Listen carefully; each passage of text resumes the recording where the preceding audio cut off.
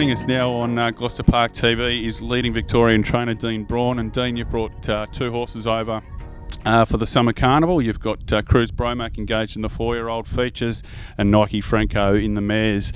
We'll just touch on Nike first of all. She's going first up here on Friday. How's she been since she arrived? Yeah, really happy with her. She's travelled really good. She's an experienced traveller now, so the trip sort of away don't worry her. But she's fairly forward. But in saying that, whatever she does Friday night, she'll improve on.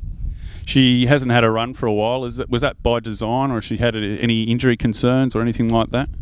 She actually blew a quarter crack just right before the Queen of the Pacific. That's probably why she was a little bit below her best. So we had to spell her and get that right. But she had a good break and she should be ready to roll over here. Having competed against the other top line mares in the race, Beresari, Where I Belong, you'd have a very good line on where you measure up. For the local punters tuning in, give us a line on your horse as compared to, say, Beresari or Where I Belong. Yeah, it's pretty hard to measure up. I mean, I think she was the best 3-year-old filly of her age. Things went a little bit pear-shaped last year, so she sort of hasn't raced any of these open mares yet. She raced Where I Belong as a 3-year-old in Sydney, New South Wales Oaks, and I think, to be fair, Where I Belong was a little bit underdone and wasn't quite as her best, but I'm sure she'll measure up with these. Yep.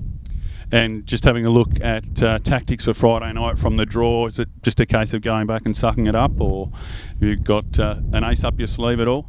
Oh, it's pretty hard. She's pretty versatile. She's got gate speed. She can sit park. She can come off the speed. I'll leave that up to Luke. He'll work it out the minute the gate leaves, and I'm sure he'll pick the right decision. And in the 4-year-old championship, you've got very exciting pace at Cruz Bromac, very lightly raced and experienced horse, but you've had great success travelling this kind of horse to WA in the past, so you've obviously got a fairly decent line on what it takes. Give us a little bit of an insight into Cruz Bromac. Yeah, I think he's a pretty nice horse. I've really got a good opinion of him. He's a little bit immature and he's probably really 6 months away from racing these sort of horses, yet he's only a Class 2 horse, and some of these 4-year-olds are pretty seasoned, Bodine Boaz and Bondi's ones and Menengate, of course. But yeah, he's got great natural ability, but he's just quite not there yet. But hopefully whatever he does this trip, it'll definitely make him in the next few years. But yeah, I really like him. Yeah, he's a good, just having a look at his videos, nice big frame on him, good mover. Yeah, he's got gate speed, he's got unbelievable speed. Like, I think point to point he's quicker than Chili Palmer, and he's strong as well. So, but racing these sort of seasoned horses is going to sort of test him out a little bit, I think. And Friday night he sort of hasn't got an ideal draw, but whatever he does this campaign, I'm sure it'll help make him for sure.